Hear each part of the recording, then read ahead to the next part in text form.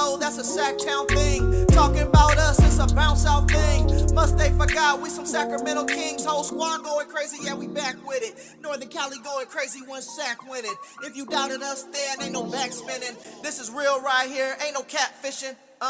So tell me what you see now. Coming down the lane off the rebound. It's 9:16 now. Look towards the sky like the beam now. Tell them like the beam, like the beam now. You can tell them like the beam now. Tell them like the beam now. You can tell them like the beam now. Tell them like the beam, like the beam now. You can tell them like the beam now.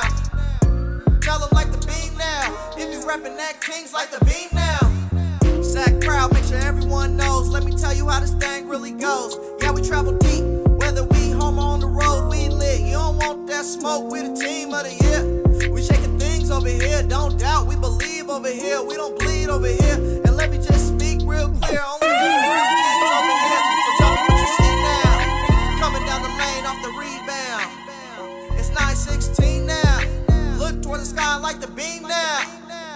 Tell them like the beam, like the beam now. You can tell them like the beam now. Tell them like the beam now. You can tell them like the beam now. Tell them like the beam, like the beam now. You can tell them like the beam now. Tell them like the beam now. If you reppin' that Kings like the beam now.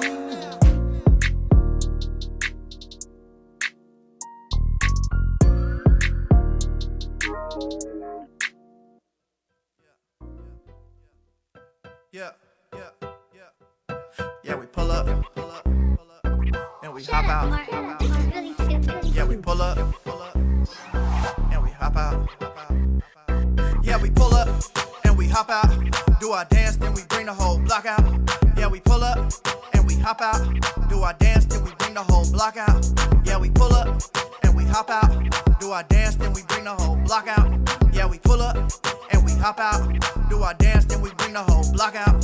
Yeah, we pull up, and we hop out. Talking about some things you was not about. Tell them we don't play like the lockout. Got me feeling like Yeezy on the dropout. Can't deal with no phonies. Flow like baloney. Ain't no game round here, homeboy. This ain't Sony. They said they gon' show me. It's in me, not on me. Ha, you don't know me. Tell the game what's up now. They hating from the bus now. Been doing this T-Pain. Drop the up, down. Oh, I'm on the hunt now. Tell me what you want now. Yeah, I do my dance when you see me in the touchdown. Yeah, we pull up and we hop out. Do our dance, then we bring the whole block out. Yeah, we pull up and we hop out. Do our dance, then we bring the whole block out. Yeah, we pull up and we hop out. Do our dance, then we bring the whole block out. Yeah, we pull up and we hop out. Do our dance, then we bring the whole block out. Yeah, when we pulling up, my nigga, let me know. And if the haters hate, we finna let him go. Pull up, pop out, two-step, hit the torpedo. When we do our thing, homie, don't let your shorty go. Everywhere we go, we do the stupid dance. I've been doing this since Soulja Boy taught y'all the Superman. Always showing love, we play the stupid jams. Hit you with them shots and got the kind of aim that Cupid has. We ain't never scared, we don't play about it. Keep the party going, give a damn what they say about it. Gotta keep it simple, this for everybody. Ladies and the homies, it's a function, we don't care about it. Laughing in the whip, got the speakers going crazy. Block party lit, family geeking, getting waved. Grannies to the uncles, to the nieces, to the babes. We gon' get it cracking like a weekend. Yeah, we pull up and we hop out. Do our dance, then we bring the whole block out. Yeah, we pull up and we hop out. Do our dance, then we bring the whole block out. Yeah, we pull up and we hop out. Do our dance, then we bring the whole block out. Yeah, we pull up and we hop out. Do our dance, then we bring the whole block out.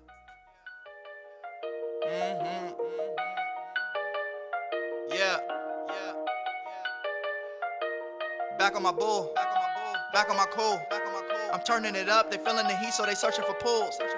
Tripping on me cause I'm doing my thing and they hoping that I'll be the fool. Taking the game and I'm screwing it up while these boys still searching and looking for tools. Playing it cool, faking it's who. Yeah, they look mad cause I'm breaking the rules. Breaking it loose while I'm breaking some news. Give me your pride and I'm breaking that too. They ain't ahead of us, they don't compare to us. They feeling the kick cause they hearing the change like I opened the register.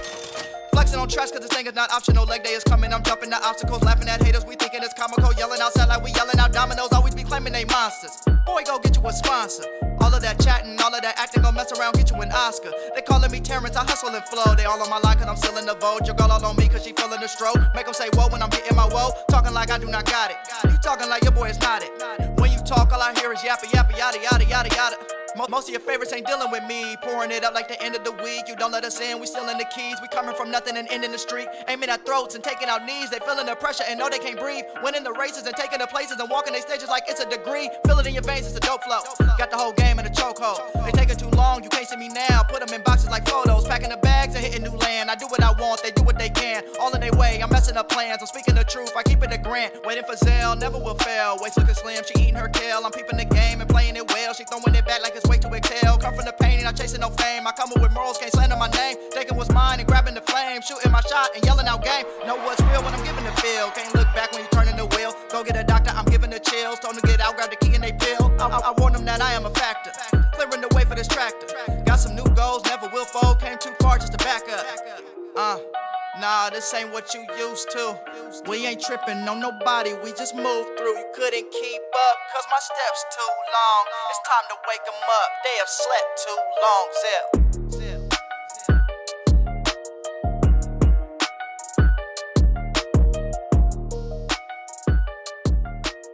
Go DJ.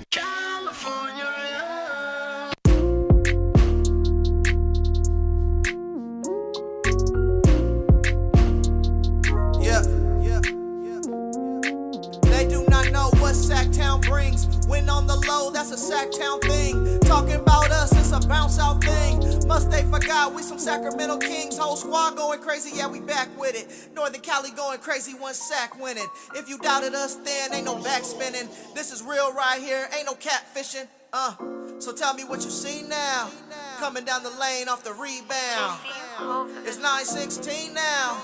Look towards the sky like the beam now. Tell them like the beam, like the beam now. You can tell them like the beam now. Tell them like the beam now.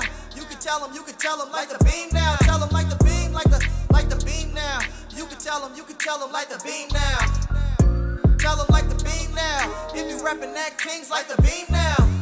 Sac proud, make sure everyone knows. Let me tell you how this thing really goes. Yeah, we travel deep, whether we home or on the road, we lit. You don't want that smoke, we the team of the year. We shaking things over here, don't doubt, we believe over here. We don't bleed over here. And let me just speak real clear, only deal with real kings over here. So tell me what you see now. Coming down the lane off the rebound. It's 9-16 now. Look toward the sky like the beam now. Tell them like the beam, like the beam now. You can tell them like the beam now. Tell them like the beam now. You can tell them like the beam now. Tell them like the beam, like the beam now. You can tell them like the beam now. Tell them like the beam now. If you reppin' that Kings like the beam now.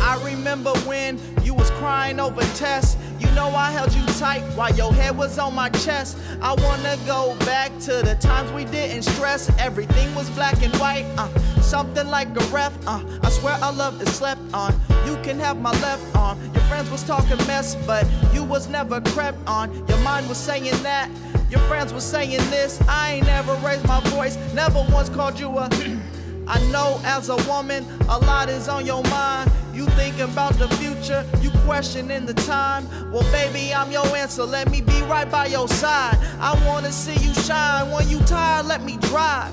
I ain't in a rush, girl, you know I got the patience. Remember when we used What's up, Kings fans? Smash up that like button, hit that subscribe button. We're gonna get started here shortly. But look into my eyes, I promise it's you and I. Baby, please tell me the truth. Please, no more lies about it, you. Yeah, you know this feeling isn't cool. How can I be your Welcome to Royal Rebounds TV with Calvin and Barry. Just two crazy fans of the Sacramento Kings and they sharing their opinion. So be sure that you subscribe. It's for the fans, by the fans. Whether you chilling on the couch or wildin' in the stands. For laid back conversations about the Kings, subscribe here. Staying down until we come up thinking this gon' be our year. We're here, drinking beer, talking about the Kings. Be sure you subscribe so you can hear that bell ring, yeah.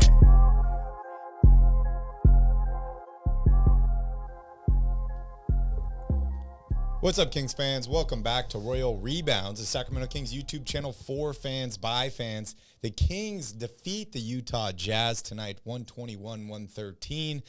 The Kings win their 45th game of the season, Calvin. They are now, 16 games over 500. Huge win for the Sacramento Kings.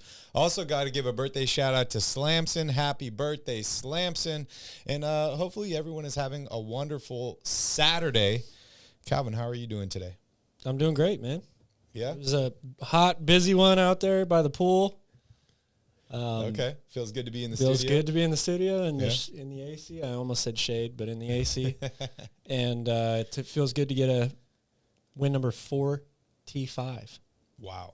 season. You know you spend too much time outside when you consider cold areas the shade. Yeah. But yeah, shout out to everybody that's here in the chat. Matthew, I see you here. Tito, Bench Matthew, MC is here. Tito, Cheryl is here. David, Makami, and of course, Bouncer. Shout out to everybody. You guys are the real MVPs. Kings get the win tonight. And if it's your first time to the channel, welcome to Royal Rebounds. We are a Sacramento Kings YouTube channel for fans, by fans.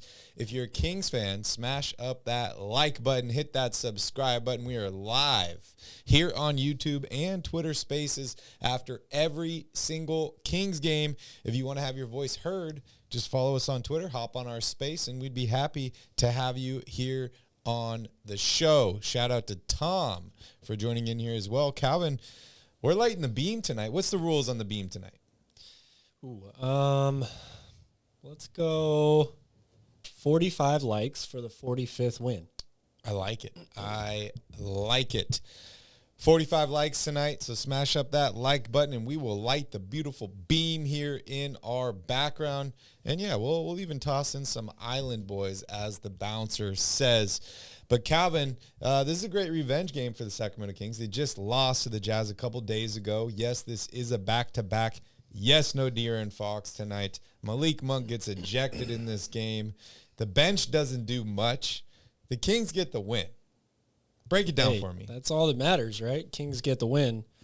The bench didn't do much in terms of scoring, but I thought the bench continued on playing pretty good defense overall.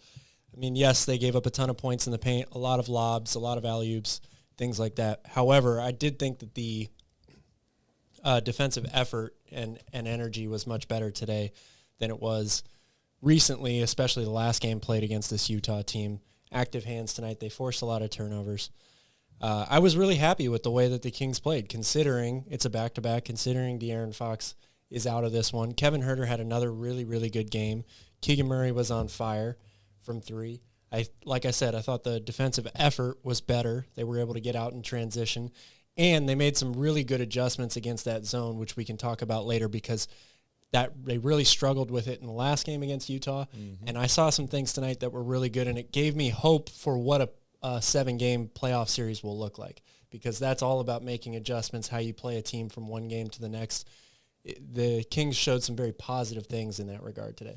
Yes, they did, and that's something that Mike Brown is known for, a defensive-minded coach that can make adjustments. I think he learned a ton from a guy like Steve Kerr, of course, Greg Popovich and stuff like that. So great moves by the coaching staff of the Sacramento Kings tonight. But, man, it just feels so unreal. I can't believe that we're still doing these post games and the Kings are winning basketball games. It's great. Like 45 wins.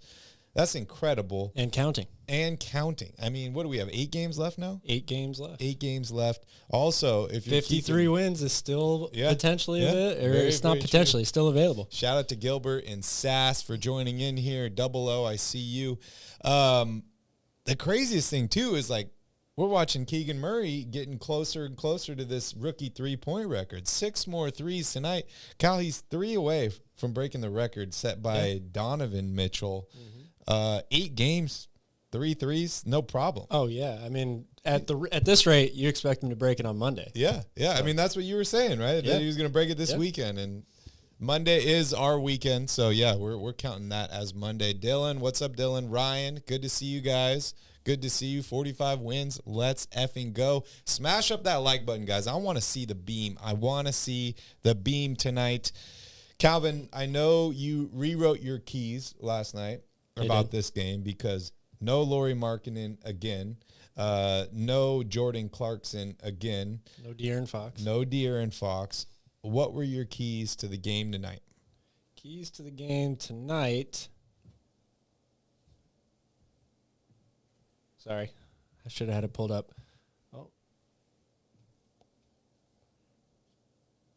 Oh, I didn't change it in here. But that's okay. I think I remember what they were.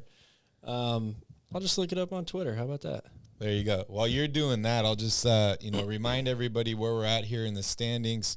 The Kings are the 3rd seed in the Western Conference. Currently, Denver and Memphis are ahead of the Kings. 50 wins for Denver, which, hey, if we go for 53 and they lose a bunch of games, still possible to get the number 1 seed. I'm not holding my breath for that. But Memphis only 1 win ahead of the Kings with 46 wins right now. However, the Kings do have 2 more losses in the loss column. Then you got Phoenix behind the Kings at 39 wins. The Kings have 6 more wins than the Phoenix Suns. And there's 8 games left to go, Calvin. I'm feeling pretty good about the Kings finishing in the 2nd or 3rd seed in the Western Conference here. Then you have the Clippers. They're the 5th seed, also at 39 wins. Golden State, the 6th seed at 39 wins.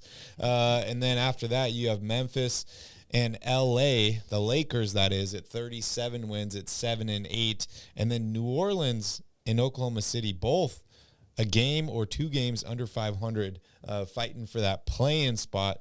Dallas continues to struggle, 36 and 38. And Luka Doncic ejected today for throwing a ball at a referee. I thought that was Trae Young. Sorry, you're right. I'm confusing 2 different events. Oh, they were traded for each other. So. Luka Doncic, there was something going on with him too. Well, he did have a pretty rough post-game press conference. I think it was either yesterday or the day before where he talked about how he's not having fun anymore. Yes, that's what it was. What it was. Good catch, Calvin. Okay, back to your keys. Key number 1 was Red Dead Revolver. Dude's been on a heater lately, and it continued tonight.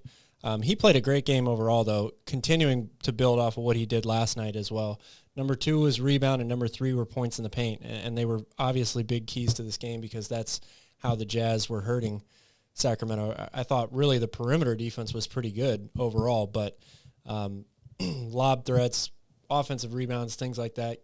Walker Kessler, probably the game of his career. 31 points, really? 11 rebounds. Dude's incredible. He just continues to amaze me. I mean, yes, most of his points came on, it's not like he is making a one-on-one move to get these buckets, but he's great at running the floor. He's great at protecting the rim. The Jazz really found something with him. So that was one area where the Kings really got hurt. But luckily, they forced enough turnovers, got some transition, easy buckets, got a lot of threes up in this game. What was it, 16 attempted threes after just the first quarter? It was crazy. That was like 2 minutes left in the first quarter. It was crazy.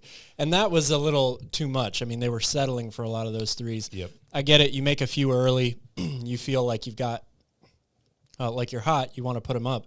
But it was anybody and everyone who touched the ball outside beyond the three-point line. They weren't really touching it inside in the paint, but they made a good adjustment of that in the second half. So. Dude, that one possession they had where literally every single player touched the ball, and then Sabonis they had a couple of those gets tonight. the wide open, like at the last second shot at the basket. Just the ball movement in this game was incredible. It was great, and it was really nice to see it against that zone that gave them so much trouble the last time they played you. Yeah.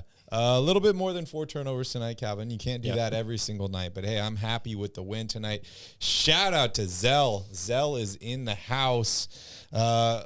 Gotta love Zell and all the amazing music he produces. Absolutely. Light the Beam is my favorite right now. I got it going in the car every day. And, of course, we have it as intro music here. So shout out to Young Zell. Appreciate you. Shout out to Tanvir for joining in here. Gilbert is here. My guy Fred Dixon is in the house. Good to see you all. Good to see you all. A couple updates in the league right now. You're right. The Hawks did beat the Pacers today, 143-130. Trae Young gets ejected for throwing the ball at the referee in this game. Crazy video. I recommend watching it. The Nets beat the Heat today. Nuggets beat the Bucks. The Suns defeat the 76ers. Of course, the Kings beat the Jazz and the Clippers. They just lost to the New Orleans Pelicans 131-110. And if you haven't been paying attention, Paul George out for the rest of the regular season, potentially longer. but he did avoid a very serious knee injury. Just the timing is horrible, dude. Like, Paul George's timing, he's got to have one of the worst timings in the NBA, right? not good. Last year, he gets COVID. Right before the play-in. Right before the playing game, they lose. They miss the playoffs. Yes. This year, he's injured again. Really, really unfortunate for Paul George and the Clippers. But, hey, good news. Every game today, besides the Kings game, was an absolute blowout. Yeah. Every single one. Yeah, I don't know if that's good or bad. I don't know if that's good or bad at all. I don't know. I haven't looked at box scores. I'm assuming that a bunch of people were sitting. Milwaukee and Philadelphia don't lose that badly unless they've got guys out. So Yeah, very, very true. Young Zell, send us some more music, bro. We're ready for more music. All right, let's dive here into the box score. Domas Sabonis, 38 minutes of action tonight, 7 of 14 from the field, 16 points, 15 rebounds, and 7 assists. Harrison Barnes, 18 points, 5 rebounds, and 4 assists in 35 minutes of action, 50% shooting from the field, and 2 of 3 from three-point range. Keegan Murray continues to light it up, Calvin. After we called him out, I guess not really called him out, but we mentioned that he was having a little rough stretch of games offensively. Dude, he's returned, and he's back in action. 37 minutes of action tonight, 22 points, 2 rebounds, 2 assists, 8 of 15 from the field, 6 of 12 from three-point range. Calvin, I thought he was forcing it a little bit in this game, shooting a bunch of threes, but, dude, 50% from three. Like, can you complain? yeah, I mean you could say he was forcing it a little bit, He but wanted like the I said, record. he wants the record. He was hot very early on, and the shots that he was taking were good shots. I mean, I think that the number one thing you can get on Keegan, especially in the second half of the season, for is not being aggressive enough at times. If he's got an open look from three, especially if it's in the corner, where that's his bread and butter, it's got to go up. I think there are too many games where he only has 2 to 4 shot attempts. Yep. Sometimes that's good defense is taking him out of it or forcing him to put the ball on the floor a little bit more.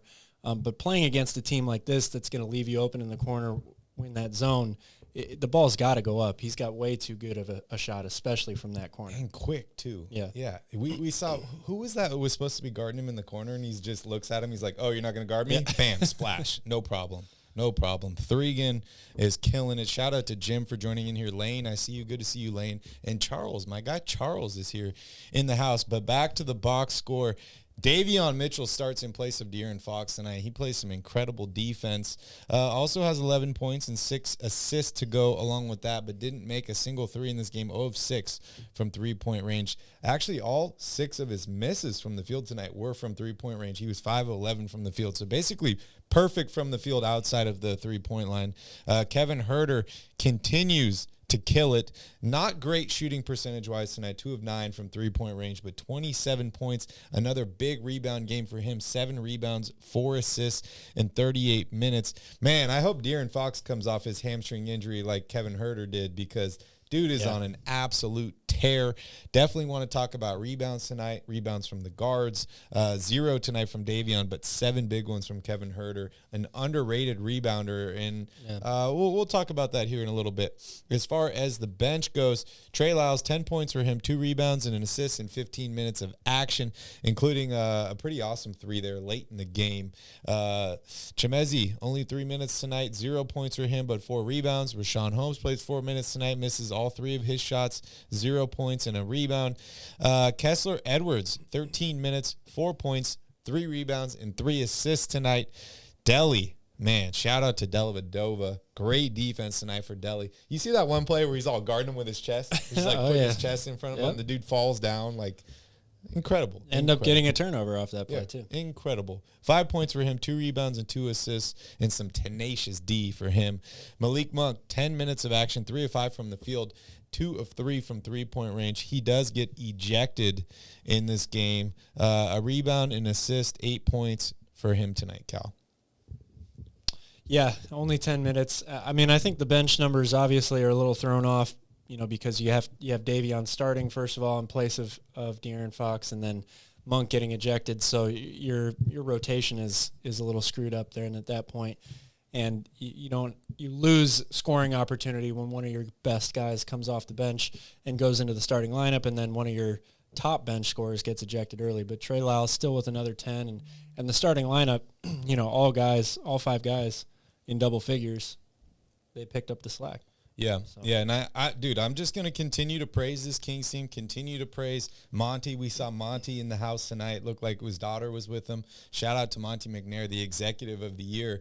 But, dude, Mike Brown and the Kings players on this team continue to, face adversity and just lift themselves up and above it, which is great. It is great. And you talk about preparing for the playoffs. Our last stream yesterday, what's up, Marcus? Our last stream yesterday, we talked a lot about preparing for the playoffs and what you can do to prepare. But this Kings team has been preparing all year long, Calvin. I mean, we've had messy games. We've had overtime games. We've had starters out. We've had bench players step up. And whatever it takes, the Kings are doing it to get the victory. Whether Harrison Barnes has 5 points or 30 points in a game, whether De'Aaron Fox is available or not, if Malik Monk has to go for 40 in a night. We've seen this Kings team continue to win games in a bunch of different ways, which to me makes it feel like they're going to be a little bit harder to stop here in the playoffs because there's not just going to be one formula, one thing that you can shut down to stop this Kings team. The Kings have had a ton of adversity this year, and they found other ways to win. Yeah, and they're extremely, like you said, versatile and adaptive on offense. That's why they're the number one offense in the league. They can beat you so many ways, and if you give them a different look or you try to change something up, it might slow them down at least for a few possessions or maybe even longer than that. But eventually they will figure out a way to crack the code, and that's just because they're the style of offense they run, the movement, the open opportunity for everyone that's on the floor, the different looks that they can give you, whether it's a point guard coming full speed downhill at you or a center being the guy that initiates and runs the offense. They're just a very, very difficult team to stop. Yeah, and as Marcus points out here in the chat, one more win to clinch the playoffs. One more win to clinch the playoffs. The party is almost here. That's incredible. Let's hear from the Island Boys because, dude, I mean, did they not speak it into existence, Calvin? They did.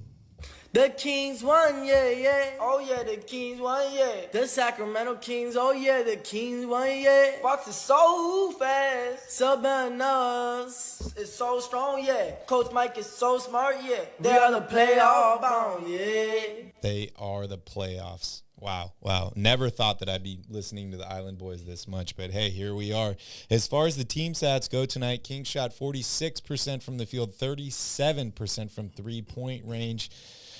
They make 17 to 21 of their free throws tonight. That's 81%. They do get out-rebounded tonight by the Utah Jazz, 42 to 45, thanks to Walker Kessler's huge performance. 30 assists tonight for the Kings, 11 steals. 11 steals tonight for the Kings as opposed to only 3 steals for the Utah Jazz. They did all that without De'Aaron Fox. 1 block tonight for the Kings, 7 blocks for the Jazz, and only 9 turnovers tonight for the Kings as opposed to 17 from Utah. 70 points in the paint tonight for the Jazz, 50 for the Sacramento Kings. Kings' largest lead in this game was 12, Calvin. Yeah, well, again, they got hurt inside. They allowed over 50% shooting from the field. Those numbers are, pretty regular or what we're accustomed to seeing now. But how do you make up for that? Kill them with the three-point shot. They hit 7 more threes than the Jazz did.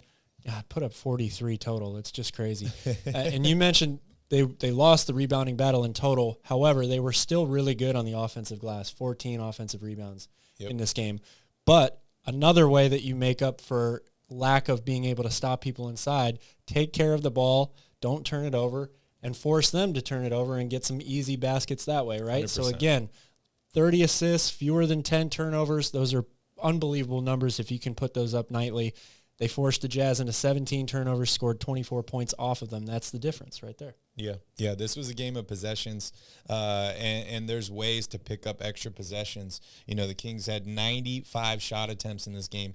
Dude, 43 of those were threes. That's absurd, man. That's when a team plays zone against you a lot, it does coax you into shooting a lot of threes, but that is, yes, that's Utah a lot. shot 28 threes tonight. They made 32% of those. But you're right. The steals number and the turnovers number is really what did it for the Kings. Finding ways to edge out extra possessions. That's how you get wins. Yeah. It's exactly 100%. how you get wins. All right, back to the box score, Calvin. What were your thoughts on Domas Sabonis? Because I feel like we don't really talk a lot about Domas on this show. I mean, we do. We praise him, but he's just so consistent. It's kind of like LeBron James in terms of like the dude doesn't win MVP because he does the same thing every game, every year, over and over and over. People get used to it, and then they're just like, it's LeBron only had 25. Well, it wasn't a good game for him. I feel like Sabonis is kind of similar for the Kings, right? He does everything. He didn't almost have another triple-double tonight, but he had a strong double-double, 16, 15, and 7. Absolutely killing it for the Kings. I mean, you want to give him his flowers? Yeah, the guy has been – look, all you have to say is he's about to become the only player since Wilt Chamberlain to put up the numbers that he's putting up this season. Yeah. That's it. Like, it's just him and Wilt. It's unbelievable. But tonight, there have definitely been times where I felt like the Kings could go to him more and for him to look for scoring more. I thought he was really smart about how he attacked tonight. He had a tough time going one-on-one with Walker Kessler back in Utah earlier, or the last game they played against him. And give Walker Kessler credit. The dude's a fantastic interior defender. And he's really good at not going for pump fakes, which is, Domas's game. So tonight I thought, and especially when they go to that zone too, because it takes away the middle of the floor normally where he likes to catch the ball and operate. So tonight I thought he was really good at, he looked to score basically off of a missed basket, pushing it in transition before the defense could get set. He's really good about beating guys to the spot down on the block. And he was, of course, as he always is, an animal on the glass. And then benefited greatly from some really good ball movement, great passing as well. I thought it was a great game, but I just really liked how you just can tell how smart of a player he is, right? Because he knew he couldn't just bulldoze his way through the paint like he usually does against a team like this or against a defender like Walker Kessler. So you got to be smarter about how you look to get your shots up. And he was really good at trying to do that on the transition break. Yeah, and only 2 turnovers tonight for Domas Sabonis.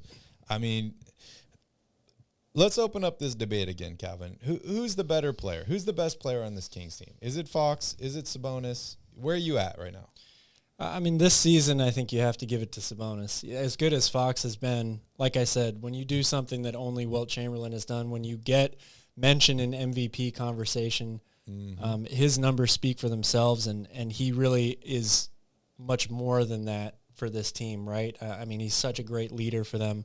I've liked what I've seen from Fox in that department this season as well, but it's very, very close. It's so hard to compare a center and a guard.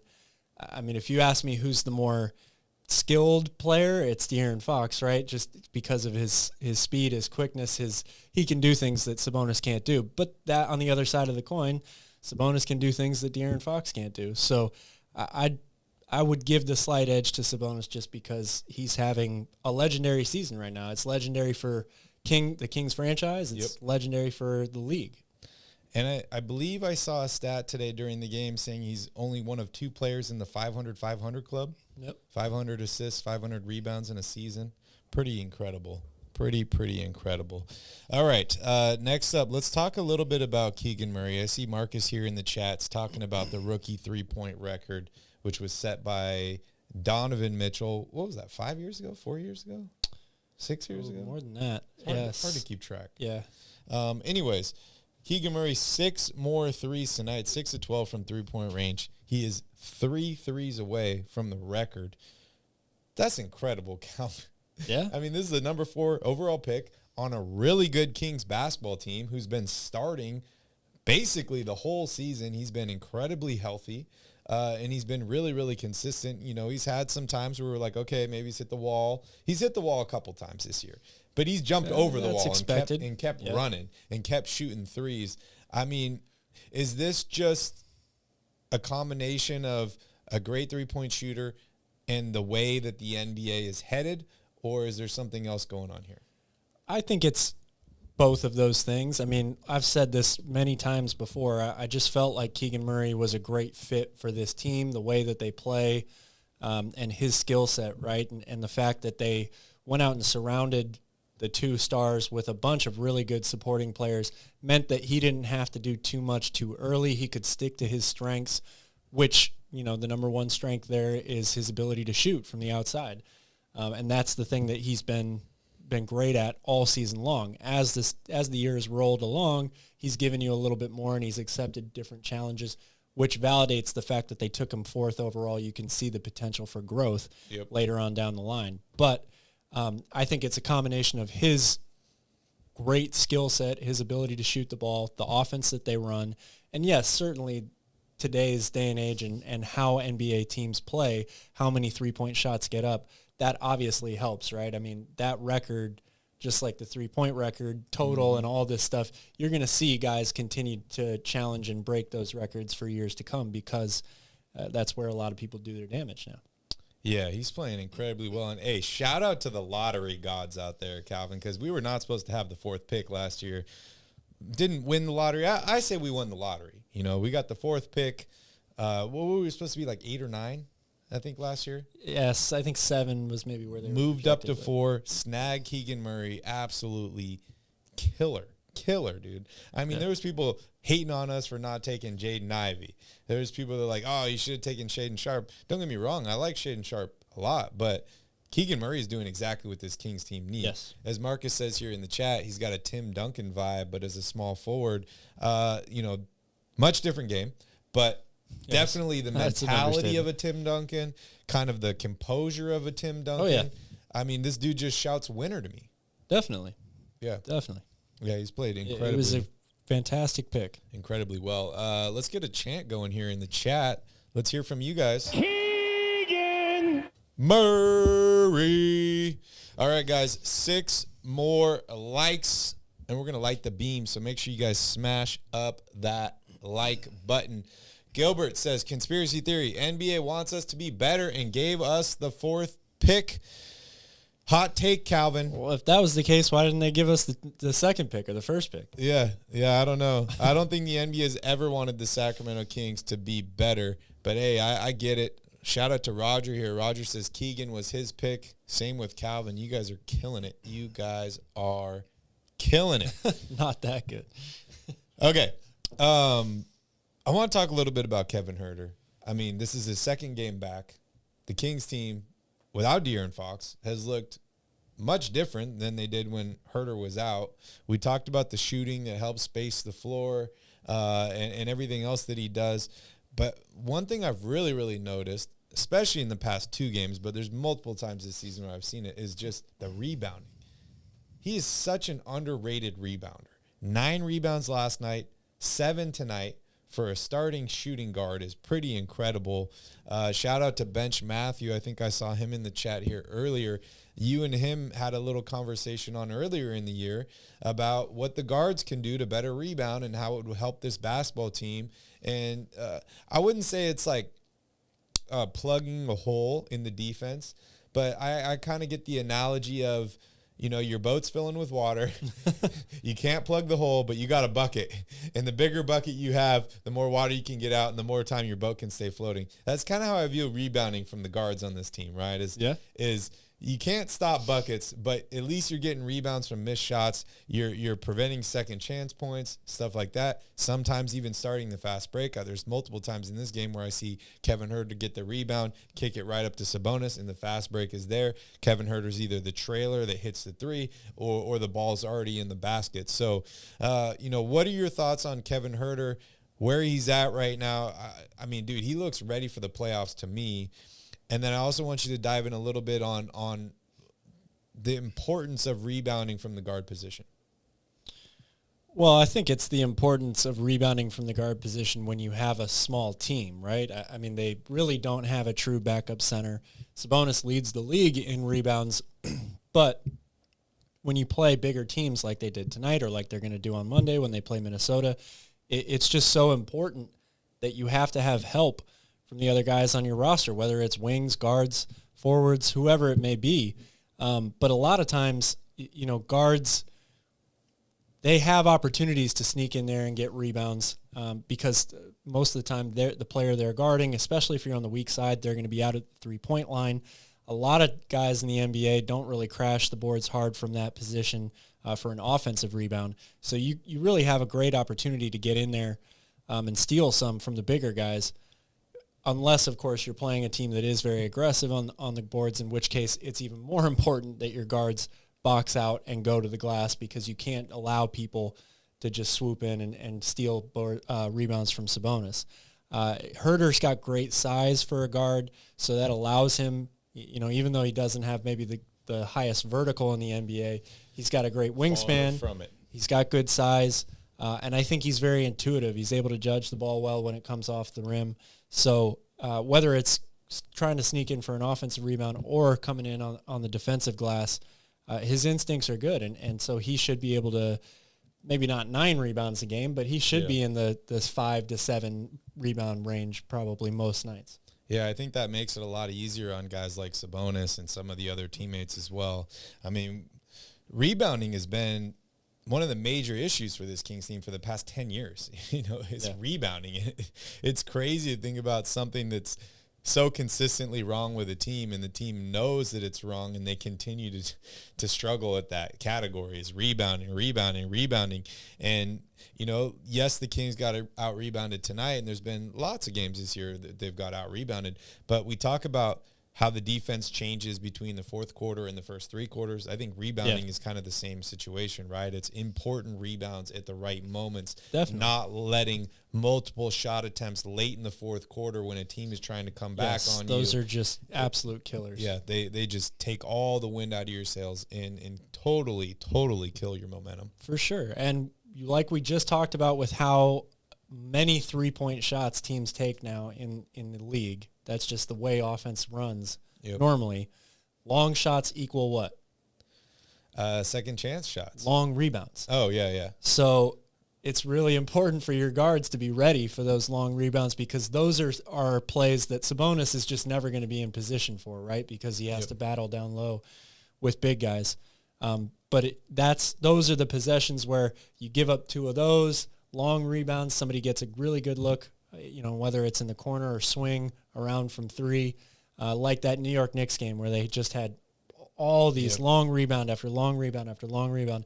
Those are the plays where the guards are super important. They have to be ready. You have to be in the right position, or not just guards, but perimeter players, wing players. I think Keegan Murray has done a much better job of that as the season has gone along, and certainly Kevin Huerter is more than capable in that aspect as well. Yeah, we actually saw him get a long rebound from his own miss today, Yeah. right? He's on the 3-point line. That's crazy to think about. Like, you get your own rebound at the 3-point line. Like, that's just crazy to think about. HB, shout out to HB, 18 points for him. I don't even want to talk about Harrison Barnes tonight, Calvin. I mean, to me, it's like the dude has been so consistent this whole year long. I got nothing wrong to say about Harrison Barnes. I got nothing but praise for him. But I feel like I praise him after every single game, and I say the same thing over and over. So I don't have a lot of words for Harrison Barnes tonight other than the fact that he does the things it takes to win basketball games, and he did it again tonight. Always. The dude is just a absolute rock, capable of affecting the game in many different ways. I think it's a great, reserve bullet to have in the chamber when things aren't working or when guys are struggling to shoot. You can give the ball to Harris and you can say, go inside, get us to the free throw line, get us an easy bucket, make a big stop against, the other team's top player. He is willing and able to do whatever you need. Yeah, he is. Shout out to the Black Falcon. All right, we got Nick here on Twitter Spaces. Definitely want to hear from Nick. But before we do that, we got to talk about the last starter tonight. I don't even want to talk about the bench tonight. I just don't want to talk about it because they played some good defense. I saw Delly got the chain. Yeah. Happy shout for out that. to Delly. Happy for that. But I want to talk about Davion Mitchell because he did start tonight for the Kings in place of De'Aaron Fox. But before we do that, got to give some love to Charles here. Charles, thank you so much for the super chat. We appreciate you so much. Have a wonderful evening. Light the effing beam. I love it. All right. Oh, 2 more likes and we light the effing beam. 2 more likes. We'll let Nick light the beam tonight, I think. But Davion Mitchell, 11 points, 6 assists, 4 steals tonight, zero turnovers for him in 29 minutes of action. Great game filling in as De'Aaron Fox's replacement tonight. Calvin, I'm not going to lie. There was a few games this year where I'm like, man, maybe we need a backup point guard. Like, it was earlier on in the year where Fox was out, Davion stepped in, he didn't seem ready, or just his shot wasn't falling, and kind of the rest of the game fell apart with it, other than the defense, right? But I feel like he's a lot more confident than he was earlier on in the season. I don't know what's changed for him, but he seems like a very capable backup point guard, a very capable guy that can step in 1 or 2 games and start for De'Aaron Fox and do great things. We know the defense is there. The offense seems to be there now as well. So give me your thoughts on what he did tonight, and, you know, does he look like a different player to you? He looks like a guy that is just starting to understand, you know, how to play the game at the NBA level more and more, which that's what we've been talking about with him all along, right? He's still only in his second season. Even when he has gotten run consistently, the opportunities haven't always been there for him. You know, when he plays bigger minutes, usually results in more production. You know, he's ready for that. It's just hard when you play behind a star point guard in De'Aaron Fox. He also has a very specific role on this team. Normally, Malik Monk is usually the guy with the ball in his hands a lot when they come in on that second unit. So I think offensively, what I've really liked to see from him as this year has gone along is he's gotten better, in my opinion, at becoming more of a true point guard. Playmaking for others, initiating offense. I think he could easily score 15 points a night in somebody else's offense. He's a guy that could really create for himself, create shots for himself. He's great at creating space, step backs, all of that stuff. One-on-one isolation play. That's not really how this offense runs. So that's why I think a lot of times you don't see him score a bunch of points, because that's just not how the best attributes of his game. He's good at catch and shoot, but he hasn't taken enough steps to make that a focal part of his game. He's really break you down off the dribble, step back or get to the rim. And again, that's just not how this offense operates. So exactly. I've really loved to see the progression from him being able to initiate offense, make more, make the right decisions, make the right pass. We already know what he brings to the table defensively, and he's done that literally since day one in Sacramento. So, yeah, he definitely looks like a great backup point guard to me. I've never wavered on him. I think that he's a very valuable part of this team. Mm-hmm. You know, I've said it before, when you have when defense is one of your weaknesses, a guy that is that good at playing on-ball defense absolutely is valuable to your team. Definitely. But I've really loved kind of the other things that he's progressed at so far this season, and given the opportunity, like when Fox has been out and he started, he's always answered the bell. Yeah, he has. And I just love the fact that he's able to find other ways to make impacts on offense when the shot's not falling. Like 0 of 6 tonight from three-point range. He's okay. He goes to the basket, gets quite a few layups in this game, shoots almost 50% from the field, even though he's 0 and 6 from three-point range. So shout out to Davion Mitchell. Continues to grow, continues to get better. I love him as the backup point guard in this Kings team, and he is ready to step in whenever he needs to when De'Aaron Fox is out. Shout out to Jay here. Jay says, when do Royal Family super subscribers get our complimentary gift? Well, do we have any super subscribers yet? I think we just have. Oh, you're calling him not a super subscriber? Well, no, he's talking about the second tier of subscriptions, right? I don't think he's a second tier. I don't think anybody is. No, I don't think we have any VIP members yet. Oh, VIP members. But the Royal Family members like Jay, come see us for the playoffs. We're giving every single one of you a piece of pizza, a lock of Calvin's hair. And a piece of pizza. And a piece of pizza. King's Jesus will be spreading his locks to all of the community, Sass says, we are 3-0 the last 3 Davion starts. Are we better with him starting? Too small of a sample size, I would say. I mean, Fox has had an incredible season. Just because you win 3 games when Davion starts doesn't make you better overall with him, in my opinion. Jay wants an autograph. Oh, we can do that. No problem. Yeah, no problem, Jay. We'll get you. We will get you. And yes, Gilbert, he is King's Jesus. He is King's Jesus. Okay. Should we go to Nick? Let's do it. We're ready to light the beam. So, All right. Nick, welcome up on stage, buddy. How are you What's today? up? Why? You been down? Light the beam. You ready? Yes, I am. All right, let's do it. Here we go. We're lighting the beam. Fire the laser! Boom. The purple beam is lit. I love it, Nick. it's beautiful. I love it. Why not light the beam? Why not light the beam? Shout out to Key Kings for joining in here. Good to see you, Key Kings. Nick, the Kings win tonight. 45 wins now. How you feeling? I'm feeling pretty good. How are you feeling, Cal? I'm feeling great. Nick, I heard you had some pizza today. Huh? I heard you had pizza tonight. Yeah, I did. 2 slices of cheese pizza. Just cheese, no bacon? Hey, Nick, when's your birthday? October 2nd, 1992. October 2nd? All right, I'll have to put that in my calendar. You know whose birthday it was today, Nick? What? Do you know whose birthday it was today? Lampton. It was Slamson's birthday. Good job, dude. You're a good I Kings got a fan. picture with him, too. Dude, he is Slamson. You're right. I was You trying to knew it. catch him and say today, Yeah. but he said October 2nd. Yeah, that's true. I got a Maybe picture that's with his them. cover. Yeah. Did you go to the game tonight, Nick?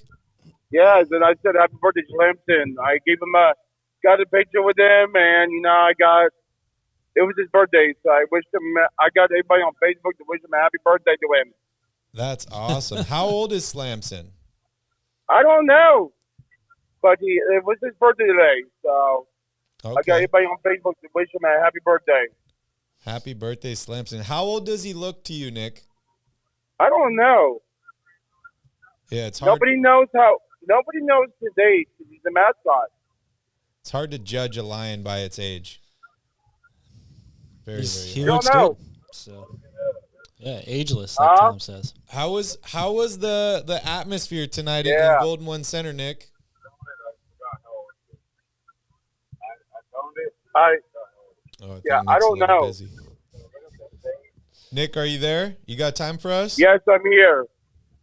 Okay, I appreciate you taking time out of your busy day to talk to us, Nick. But what was the atmosphere like at Golden One Center tonight? It was loud. It was great. It was loud. It was great. And I saw the purple beam. Light the beam. Yeah, light the beam. I heard you guys got some free cookies as well. Yeah, we did. Did you eat the cookies? Are they good cookies? I don't know. Oh, you didn't eat them. Too much pizza. No, I don't know. I don't know if I did. I don't know if I did or not. I don't think I did. Oh, okay. Man. Sounds That like much fun, huh? Sounds like a fun time. I don't even know how Yeah. many cookies I know. had. Yeah. That's awesome. How are you feeling about the playoffs, Nick? We need one more win, right? Yeah, we're gonna have to win more games. I think That's we can get awesome. 50 wins. When was the last playoff game that you went to for the Kings? I can't remember when the last time the Kings made the playoffs. I don't remember. Yeah, I think I was in high 2006. school. I've never been to a playoff game. Really? God, A Kings playoff game? No. Wow. Yeah, I think the last 05, time. 06, but the Kings haven't been in the playoffs in a long time. So it's Yeah. it's been a while. That's incredible. That's really, really incredible. I mean, 45 wins. We're still on for the pizza contest when you come to Sacramento. When Oh, do you really? come down? He's feeling confident now. Okay.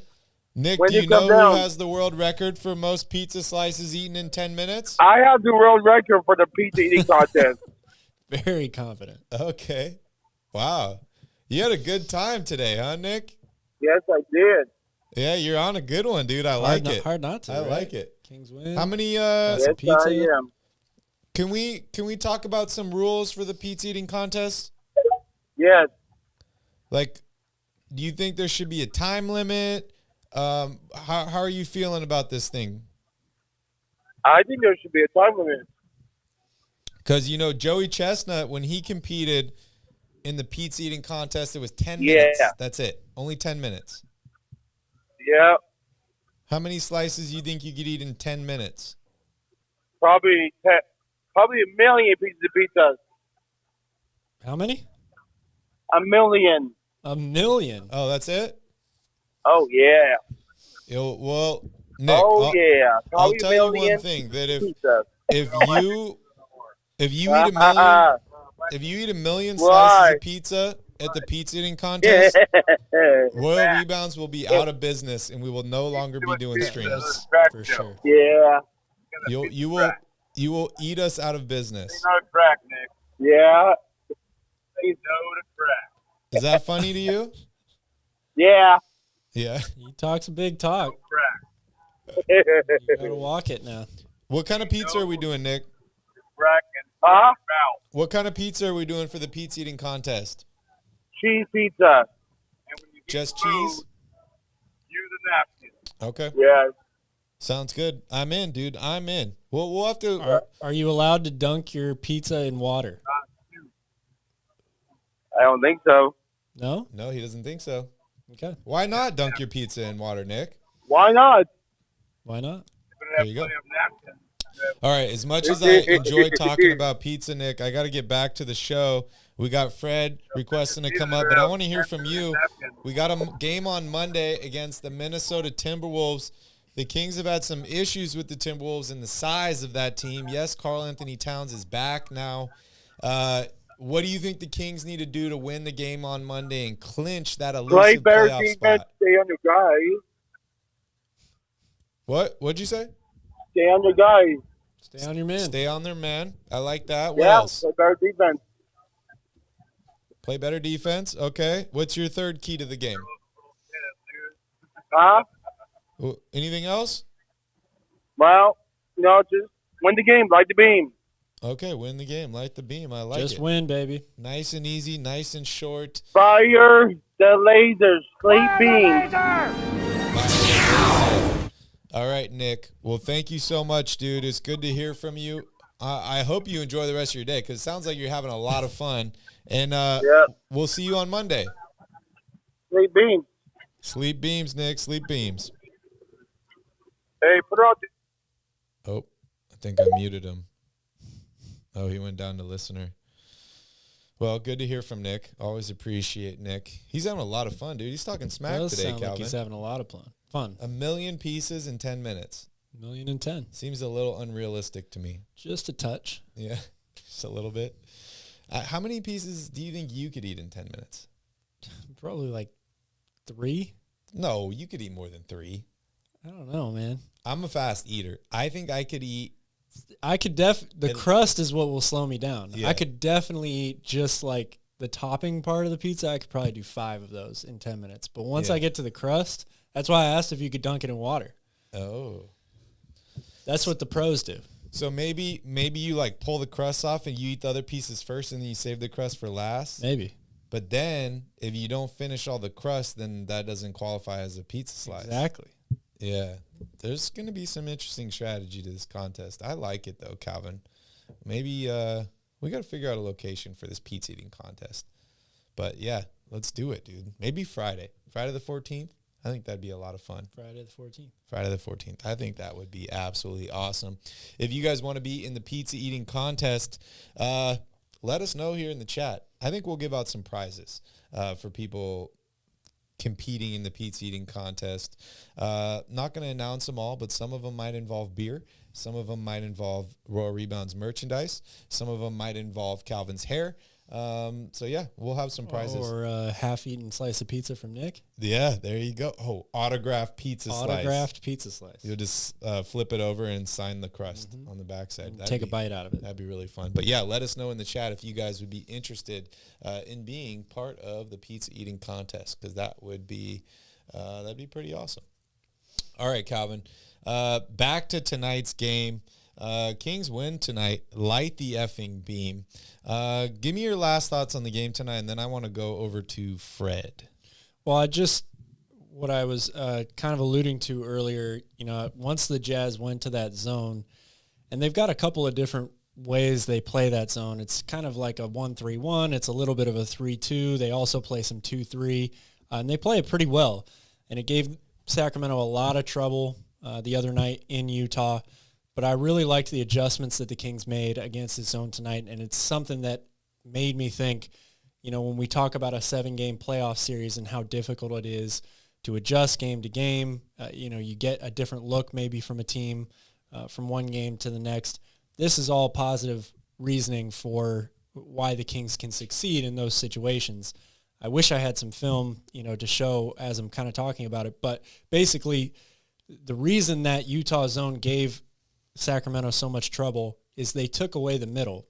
Sabonis loves, obviously when you play against the zone, you try to attack it by getting the ball in the middle of the paint. It forces the defense to collapse. That's when you get the kickouts for 3. That's when you get the baseline runner cuts, straight to the basket. So playing that 1-3-1 or that 3-2 zone, Sabonis flashing to the free throw line, they collapse that middle. It takes that away from him. So what did the Kings do differently in tonight's game? They said, all right, fine, we're going to leave Sabonis down on the block, which didn't allow the back line of that zone to kind of come up with him, which helps take away the middle. Instead, they flashed a wing into the middle, whether it was Kevin Huerter or Harrison Barnes. They got some good mismatches there. Chris Dunn trying to guard Harrison Barnes a couple of times. He would back him down. That collapses the defense. Yep. Kevin Huerter showing off his playmaking ability when he catches the ball there, able to get to dish to somebody breaking free on the baseline or Sabonis or put up a shot himself.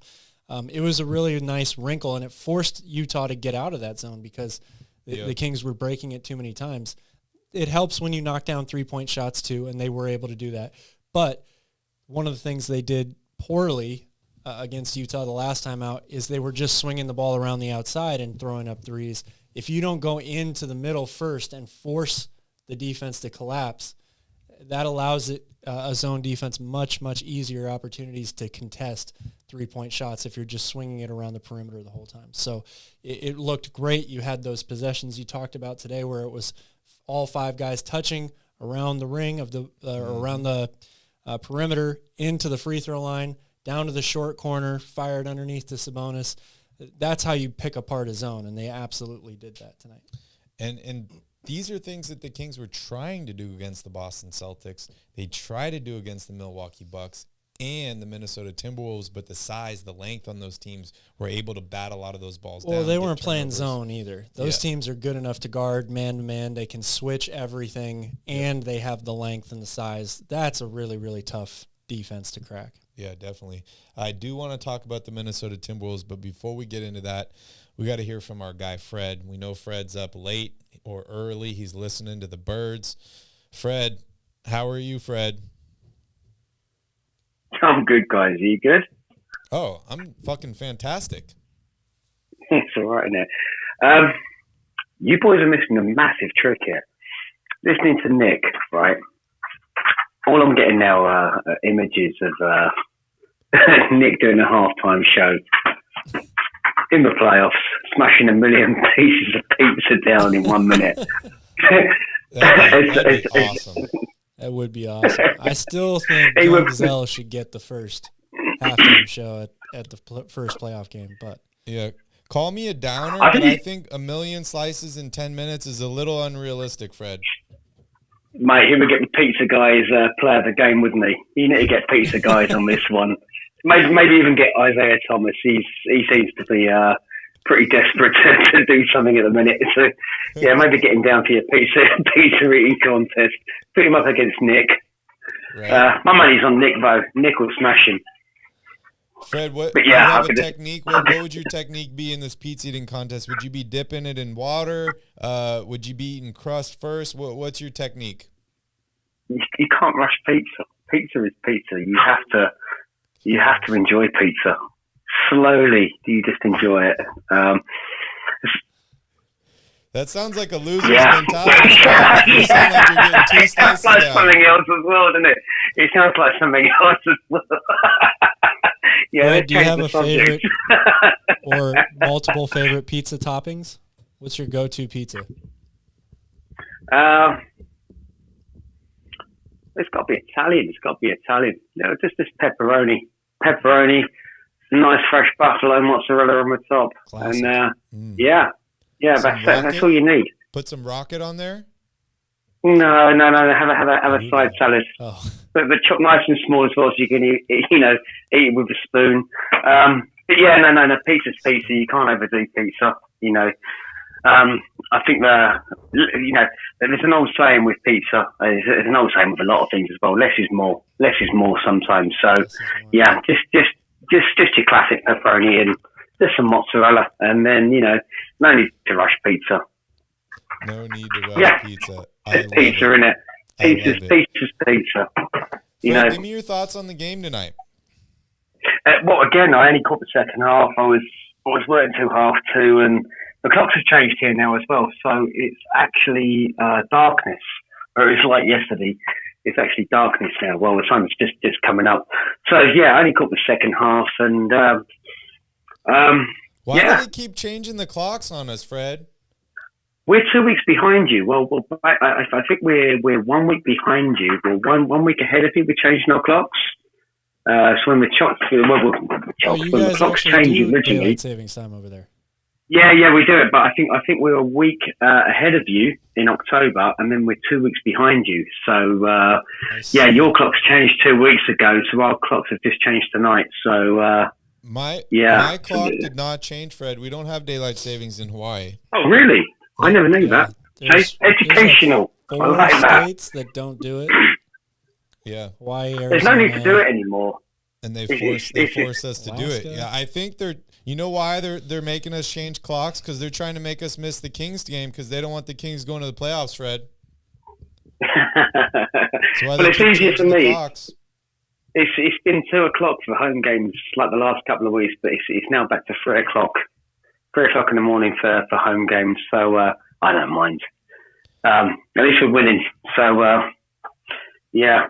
That's the most important part. That's the most important part for sure. I mean, the Kings win the last 2 games. Kevin Huerter played great. No De'Aaron Fox tonight. I mean, what were your thoughts? Yeah, Davion was good, wasn't he? Sabonis was just doing Sabonis things. Also, we have a new Kings fan. The guy I was telling you about last night, the guy called Dave, who I went with, he openly admitted tonight that he's now a Kings fan.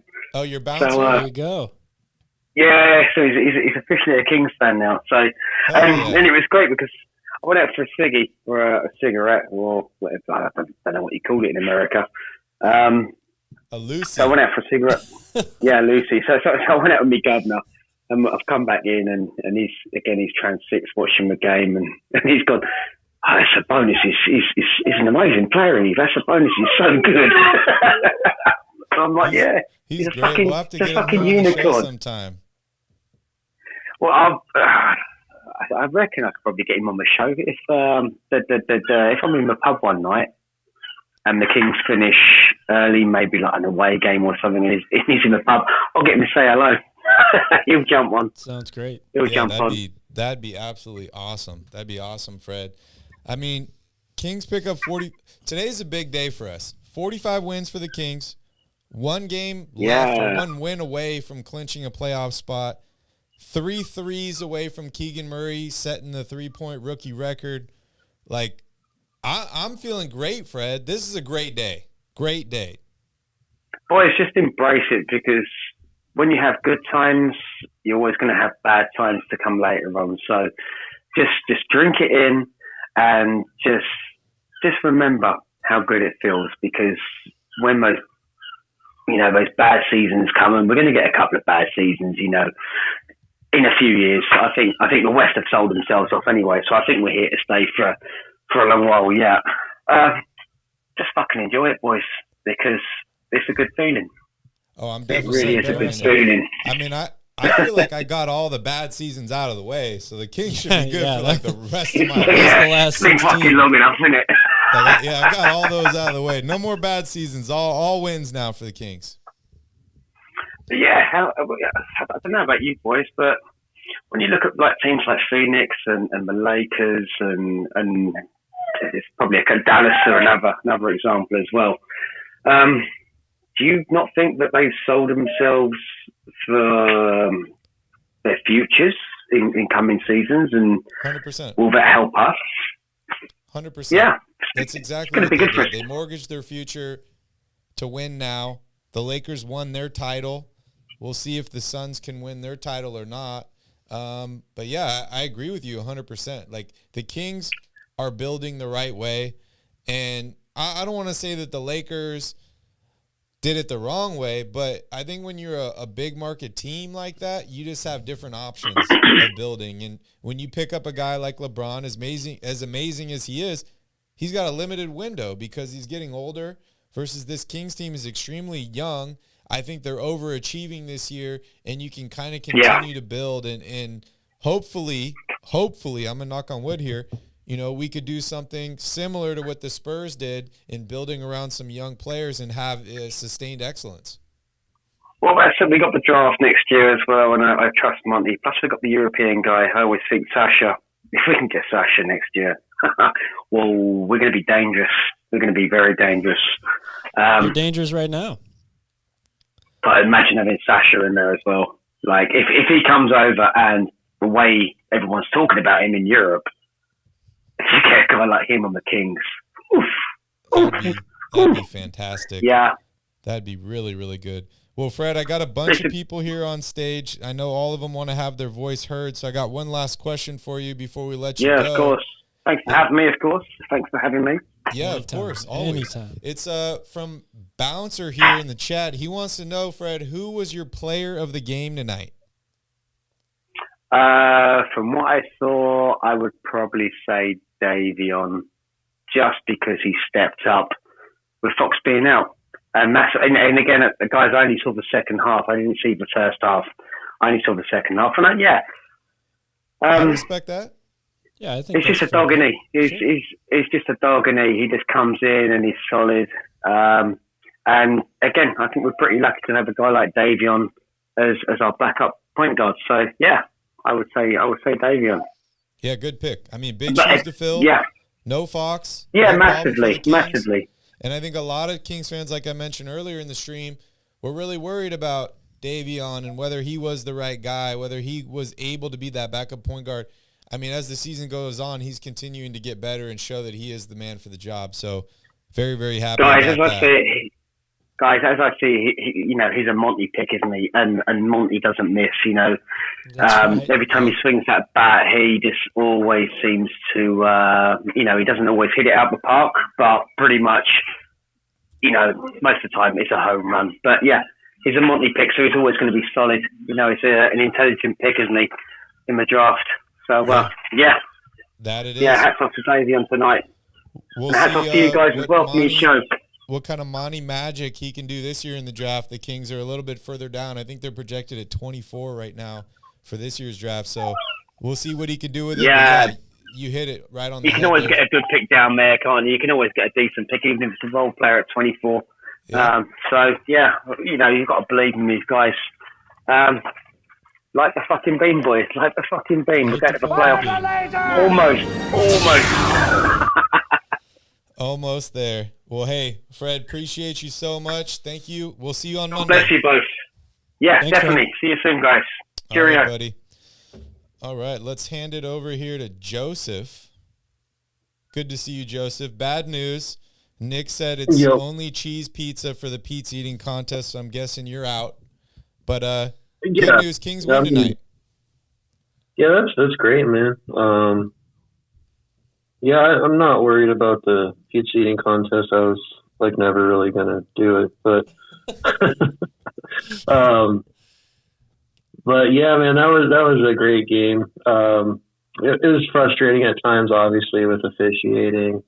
Monk getting ejected for I don't know, saying something or whatever uncalled for by that ref. Well, a win is a win. Good team win. Kevin Herter, since coming back, has been great. I mean, he's been pretty great all season, except for a couple, lulls here and there. But just what he's doing, the way he attacks the basket, he shoots, how he shoots the three. Obviously, his 2-man game with Sabonis. it's just been super fun to watch, especially when Fox is out, just to have a guy like that step up and kind of carry that sort of scoring load and whatnot. Davion too, great on defense, good on offense tonight too, scored 11, I think. I think Davion with more playing time, maybe like 20 something minutes a game or whatever, I think it would be a good thing. I think Davion could honestly start on a team one day, so I think obviously great pickup, great draft pick. I'm super happy. We're probably going to clinch like tomorrow, Monday, whatever. Just super cool. Yeah, man, it's unreal. It feels great. It feels really, really good. You mentioned Davion Mitchell. A great performance for him tonight, filling in for Fox. But as I was talking about earlier, there's quite a few Kings fans that weren't really sold on Davion. I mean, maybe even till a couple months ago, Davion seemed to struggle, at least offensively, when he did need to fill in for De'Aaron Fox. He looks like a much different player to me now than he did at the start of the season. What do you see different? Well, I mean, he's been getting these like starter opportunities when Fox has been out. His role has really been on the defensive end, so he hasn't had to like carry a huge load offensively. And maybe he's just getting more confidence scoring or whatever, or like I said, maybe more minutes. But yeah, it's been fun to watch. I've never been a Davion hater. I've always liked the guy. I think he's a fun player. I really like when he's attacking the basket, especially. I think he finds like cool angles and just gets at it and scores. He has a nice 3-point shooter or 3-point stroke. I just enjoy watching him. Yeah, I couldn't agree more. I've loved watching him play for a long time, even going back to when he was in college. I think that we take for granted sometimes how good somebody is when it doesn't pop off the screen or when you can't see it in the stat sheet, like Davion's on-ball defense, for example. But what do you think of, like, would you play him more right now? I'm given that all the guys in the lineup right now, all the guys on the bench, Kessler Edwards coming, kind of out of nowhere, getting more minutes. You think Davion deserves 20 to 25 minutes a game? Yeah, I think he does, and I think he's effective when he gets that amount of time. It's hard to whose minutes you'd limit in that situation. I don't know. Obviously, like guys like TD haven't really been playing. Metu, I like Metu. He's a little hit or miss for me sometimes, but he usually is pretty solid. That's a tough one, but I think he definitely deserves that amount of playing time at least. No, I agree with you, and I think once you get into the playoffs, when possessions are so much more important, you're going to need your best possible defensive lineup out there. You're going to need a guy to be a defensive stopper for a few plays. It will be his number that gets called on more often, I think. Yeah, I really like him with Kessler Edwards. I think that's a good defensive duo right there. How are you feeling about Monday's game, Joseph, against the Timberwolves? Towns is back, but I know he's doubtful right now, at least for the game. So is Anthony Edwards. The Kings struggle with size and length. What do you think they need to do to win on Monday? Oh, man, that's a tough one. I don't know. The Timberwolves are a pretty tough matchup for us this season. Probably just try to attack Rudy Gobert. I don't know. Just knock down threes. It's a tough team to go against. You agree with that, Cal? I do. I don't want to give away too much here, but my number one key for that game is attack Gobert. So shout out to Joseph, man. He knows what he's talking about. Yeah, Joseph's on it, dude. He's on it. He is really, really on it. Well, Joseph, we appreciate you for joining us on the show tonight. We're going to go over to Elizabeth, but you got any last words for the royal family out there? Oh, man, just enjoy the moment. This is awesome. Light the beam. Have a good night. Light the beam. Thank you, Joseph. Appreciate you. We'll see you hopefully on Monday. Yes, sir. All right. Let's go on over to Liz, and then we'll go to Ty. Appreciate you all for being patient with us, but welcome up on stage. Liz, how you feeling? How you living? We're living the good life right now. I mean, the Kings are winning. We're about to break our 16-year playoff drought. You know, I think we all have to feel pretty damn good about what's happening in Sacramento. Yeah. I feel fantastic. I feel so great. I still feel like I'm in a dream, but you're right. Like this is real. It doesn't feel real for me yet, but hopefully it'll hit probably when I walk into the arena on the 15th or the 16th. But are you going to the first game, Liz? I'm going to try. I heard tickets are going to be pretty hard to get, so I'm going to do what I can to try to get there. Okay. I've been saving money for the playoffs specifically. I haven't gone to a game all season just for that reason, because I'm hopefully going to splurge on some playoff tickets and be able to experience, the first playoff game in 16 years. What do you think those prices are going to look like? Oh, I don't even want to think about it. Probably just outrageous. Exactly. Just outrageous. But, it's worth it. I was telling my friends, I was like, no amount of money could, take away from that experience in that moment and just what the atmosphere is going to be like, coming out of a 16-year playoff drought. So every penny, honestly, is going to be worth spending, on a playoff ticket or playoff tickets. I agree with you, and I feel like that's the problem is every Kings fan feels that way. You got to, though. I mean, when it's such a special thing, unfortunately having to go through such a long drought, this moment's going to be absolutely special. So I think, pretty much any Kings fan is kind of in that mindset.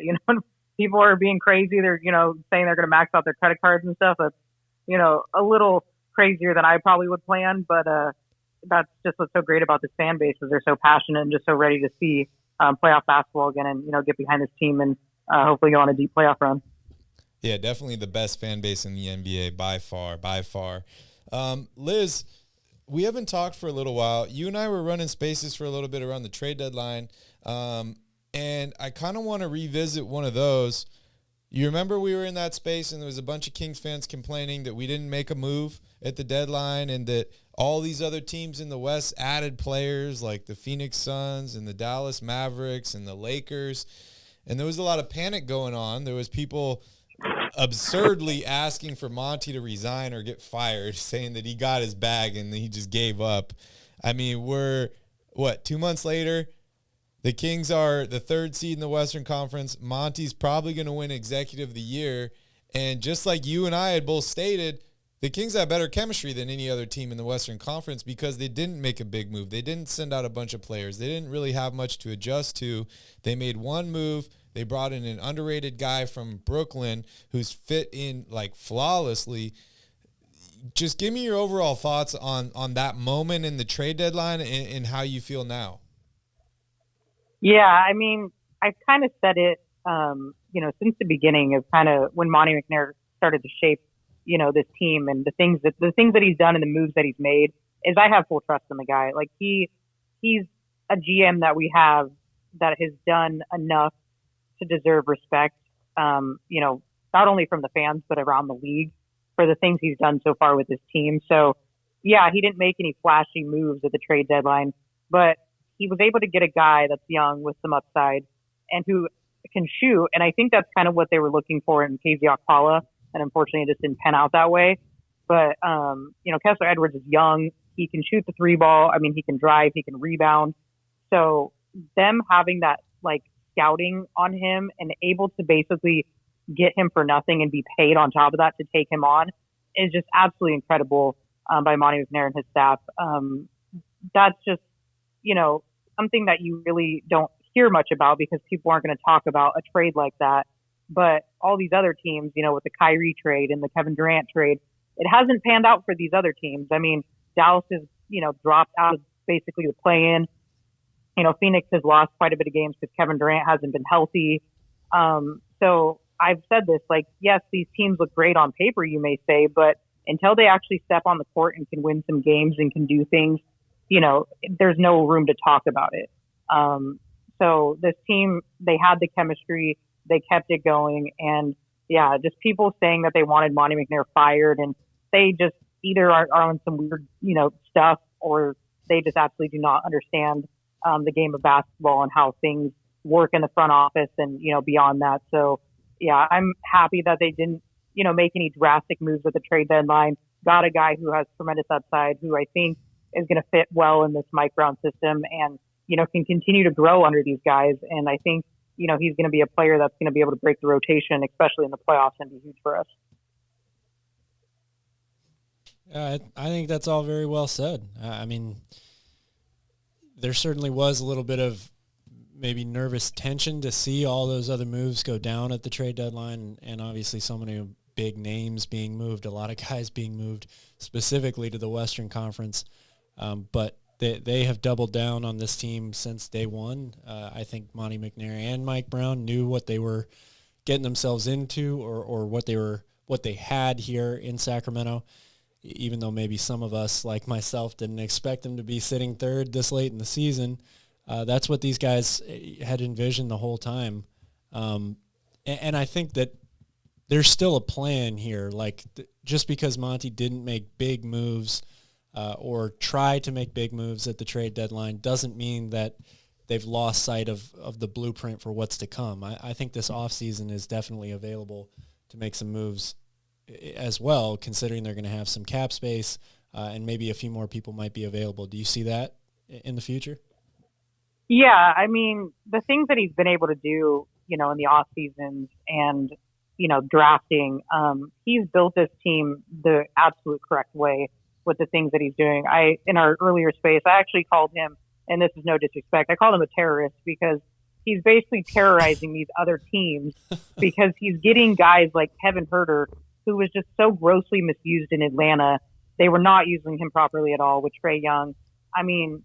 The stuff that Kevin Huerter is doing with this Kings team is just absolutely tremendous, and how he's fitting so perfectly in the system. And not only, he's not just a 3-point shooter, he's adding so much more to his game. He's going in with the floaters. He can, pass, he can, cut. He's just doing absolutely amazing things. And then taking on Kessler Edwards, kind of, a guy that, is cheap but has a great upside, and he's breaking the rotational list immediately. And then him able to draft, Davion Mitchell, which people are on their weird shit about him, being terrible and we need to trade him. He's in his second year. Give the guy some time. But the thing he's out there to do is play defense. And he does that at such a tremendous rate that it's like you can't hate on a guy. And I think most people that have that take about Davion Mitchell don't understand the game of basketball, probably have never played basketball in their life, or don't understand the game of basketball at all. You have to have guys like Davion Mitchell on your team in order to be successful. And I wish he would be more aggressive, but the fact on defense that he does his job on a nightly basis, that's all you can ask for in a guy. He contributes in ways that aren't going to be flashy on the box score, but he's contributing to wins, and that's what it matters at the end of the day. So, and then Keegan Murray obviously coming in is just absolutely incredible what Monty McNair has done. And then the whole coaching staff, what they've been able to, unleash in these players and basically get every guy to, buy into their roles as well. Yeah, great points. Monty has really done an exceptional job. And, you got to think about the guy that he learned from, Daryl Morey, has been terrorizing the league for the past 15 years. He steals James Harden from the Oklahoma City Thunder. He figures out a way to steal Jeremy Lin from the Knicks. Not that Jeremy Lin was something that was just a superstar or anything, but he had an incredible run there with the Knicks. And then they're not able to re-sign him because Daryl works out this creative contract. He ends up trading for Chris Paul. He's figured out ways to kind of game the system. So a great guy to learn from. And I think Monty picked up a lot of tricks from him because he's continued to play just play the game exceptionally well, being the GM of this team. I think there's moments where he's remained patient. There's moments where he's been aggressive, and he's just picked his spots really, really, really well. And I hope he continues to do that. Liz, you think the Kings clinch a playoff spot on Monday? I honestly think it's going to happen tomorrow. But if it is Monday, I think it'll just be more special, especially, being at home and clinching the first playoff spot in 16 years. I kind of hope it's Monday, and I think it will be Monday. I think they're going to come out with a little more fire, knowing that that's potentially, what can happen. And I'm happy, with De'Aaron Fox. We don't know how long he's going to be out with his hamstring soreness. If they have to keep resting him, I'm okay with that too. Because we've basically, I think, probably locked up at least the third seed with like Phoenix, basically 6 games out. I don't think they're catching us.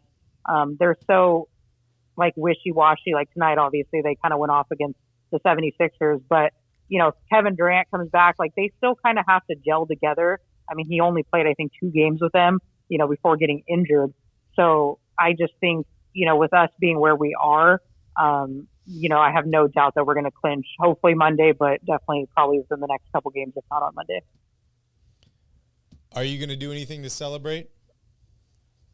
Yeah, I thought, my original plan, because I have a pool, so I was going to jump in the freezing ass, pool. But our condo complex is doing maintenance on it for, I guess, the next 3 weeks. So that scratches that plan. So I haven't thought of a backup plan just yet. I was like, I don't want to do something crazy enough where it gets me put in jail and I miss the playoff stretch. But I definitely have to come up with something creative. Yeah, you need like a 1 to 2 week jail term, not anything longer than that. Yeah, well, I don't want to have to, post bail or anything like that and have to go to court. Then you won't have any money left for the playoff tickets. Exactly. So, I'll do something crazy, but not crazy enough that I land in jail. That's hilarious. I'm still trying to figure out what we're going to do here to celebrate on Monday because it is a huge, huge day. There's a lot of people earlier on the stream saying live in the moment, enjoy it while you can. You don't know how long it's going to last for. Yes, we do think that this Kings team is on the up and up, and they're young, and they're going to be good for a little while. But I think that's right, is we don't know how long it's going to last. And so we do have to enjoy the moment. So not sure what we're going to do here on Royal Rebounds. But I'm excited for Monday. It's going to be a lot of fun. Yeah, I mean, and that's the thing too is, next season is not guaranteed. Obviously on paper and depending on what we add in the off season, we could look good, but I mean, barring injuries and, these crazy things that happen, around the league, year in and year out, next year is not guaranteed. So we have to enjoy and soak in the moment and just, embrace that this is finally happening and just enjoy it as it comes. And, I know people are going to be bummed, when we lose in the playoffs and, or if that happens or whatever, but it's just enjoy it. And the great thing is this team's going to learn from that experience too. And with the coaching staff, doing the things that they do and adjustments that they make, I have no doubt that they're going to basically put this team in a position to, be great for many seasons to come. I love it. Well, we got to head on over to Ty. Cal, you got any last questions for Liz? Good to hear your voice. You should come on more often. She knows a lot, dude. She's smart. She knows a lot about Kings basketball. Liz, any last words for the Royal family out there? No, just we have to be excited and, hopefully, we can all go to the first playoff game and, celebrate together. I think that would just be an awesome experience. I think even if I can't get a ticket, I'm probably going to head down there, hang out around Doco, do that sort of thing too. Hook up with a couple people just to, meet some people, have fun, enjoy it, but definitely trying to get in the arena and, definitely experience that, playoff, atmosphere. And I'm just excited to see what they have cooked up for, inside the arena. I don't know if you guys saw, Worldwide Wob tweeted that video from, the Kings Mavericks playoff game in 2004. And that video just had me wanting to run through a wall. So I'm only excited for what they're going to have plans being, doing out there. So I think it's going to be awesome. Yeah, that's great. We're definitely going to be in town for that first weekend. So we should get together. And Liz, if you want to be part of the pizza eating contest, you could be in. Oh, no, I can't. I love food, but I can't eat that much pizza. There's no way. I think Nick's probably going to take the crown on that one. Probably. Well, hey, thank you so much for joining in tonight, Liz. We appreciate you. Hopefully we'll see you again on Monday. And to everybody that's listening, everybody that's watching, follow Liz on Twitter. She does some amazing King spaces. She's very, very knowledgeable, and I always learn when I talk with her. So make sure you give her a follow. But thank you, Liz, and enjoy the rest of your evening. Sounds good. Appreciate you guys. All right, let's head on over here to Ty. Save the best for last, I guess, but we got Ty instead, so we're going to talk with him. What's up, Ty? G'day. I didn't watch much of this game at all, as we played at pretty much the same time. I watched, first 5 minutes, and I just saw it was Keegan Murray turning into Peja. So there's that. Splash. I saw Dellavedova won the chain. I still don't know what the fuck it's called, but I saw he won that, so shout out to Deli for that. Let me get this out of the way. The Depog chain. The Depog chain? Yeah, I'll just call it the chain. Yeah. Let me get this out of the way. Dude. Come on, let's hear it. Just get it out. Get it out of the way. Yeah, light the beam, so I don't have to say it anymore. There you go. Fire the laser! I love it. Every fucking time. I regret it every time. But yeah, that's obviously a good win. Like I said, in the Cowbell space, I've seen in Markkinen and Clarkson. Really, they had nobody. But this is what tanking teams do. Utah, there is no point of them trying to win. So I would expect for the rest of the season for their fans to expect more games like this, where one game Markkinen's out, one game Clarkson's out, one game Foster. The entire starting five might be out. Kessler Walker, you might be out for, an apparent foot injury or something like that. Like, they'll make up shit. And for you guys, I mean, if I'm not mistaken, if you guys beat Minnesota next game, you guys are clinched the playoffs. And I'm excited for you guys. When I watch the games this year, there's been a few games where it's this game feels like a playoff atmosphere, and it's just a random map of regular season game. So I can't fucking imagine what that crowd's going to be like once it actually gets to the playoffs. It's going to be crazy. If I hear this fucking cowbell, if I hear everybody fucking ringing a cowbell, I'm sorry, as much as I love Mark Jones, I'm going to have to watch you guys on mute. I can't stand it. I can't fucking stand them cowbells.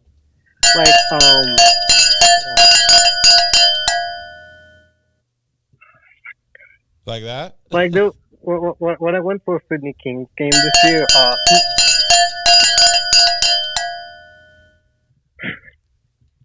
I'm about to leave, you fucking prick. Light the beam, dude. Light the beam.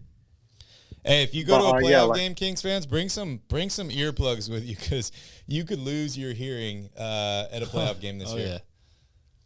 But Ty, I want to talk about Monday's game. You mentioned it could be the game or the clinching game. I believe tomorrow the Kings could clinch as well. But the next game is Monday. It's against the Timberwolves. They're a team the Kings have had some troubles with, the size and the length. It's one of 3 home games remaining for the regular season for the Kings. Give me your first thoughts on Monday's game against the Timberwolves. Okay, you might fucking prick. Sorry, last time. Go for it. I hate you. My goodness. You might call me crazy, whatever. I actually think you have a better chance if Cap plays than without Cap, because they have no chemistry. That was their problem when they were playing, is they had no chemistry whatsoever, because it's either they're a top tier offense and they can't send anything, or they're a top tier defense and they can't score anything. So with Cap being out, I'm going to say it's 50-50. I can't confidently say, because the way how they've matched up with you guys this season, I can't say the Kings can definitely win. I think it's 50-50, especially with Minnesota, being among us, trying to fight to not fall to the 12th seed because they lose one game. Yeah, it's going to be a really tough one. Yeah, it is going to be a tough game because Minnesota, they're still fighting for a spot too. They're the 7th seed right now. They don't want to be in that play-in spot. They're looking up at Golden State. They're looking up at the Clippers. According to ESPN right now, and this could change, we have 2 days, right? But according to right now, De'Aaron Fox is listed as out for Monday's game. Edwards is listed as doubtful, and Towns is listed as doubtful, which could be good for the Sacramento Kings. But Ty, I know you love basketball, and I know you're great with keys to the game. Give me your keys for the Kings to win on Monday. Attack Rudy Gobert like he's nobody. Boom. What I mean by that is, I'll just talk about our game real quick. What we did with Zubac for the Pelicans Clippers, we just pick and rolled him to death. And that's exactly what I'm doing if Fox plays, is I'm telling everyone to move the fuck out the way, stand in the corner, be Trevor Ariza, and me and Sabonis about to go to work. Because Rudy Gobert cannot move his feet to save his fucking life whatsoever. So just keep attacking him, keep attacking him, keep attacking him until either one, you guys score 100 points just because Gobert can't defend with his feet, or two, Chris Finch is forced to take Gobert off the floor because of how non-existent he is, and then that leaves the bonus of a much easier matchup. So that's my main key to the game. It's as simple as that.